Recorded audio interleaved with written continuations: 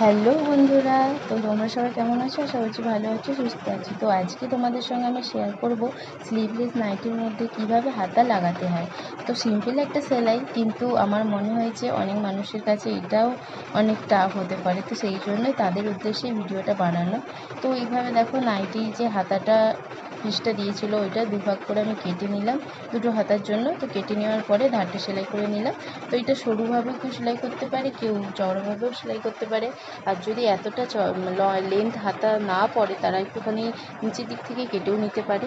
তো তারপরে আমি হাতাটাকে নিয়ে আমার নাইটির যে আর্মহোল আছে ওখানটার সঙ্গে জয়েন করে দিয়েছি। তো দেখো, এইভাবে আমি নাইটির হাতা লাগাই। তো জানি না কে কীরকমভাবে লাগাও, তো তোমরা সব কমেন্ট করে জানাবে কে কীভাবে সেলাই করো।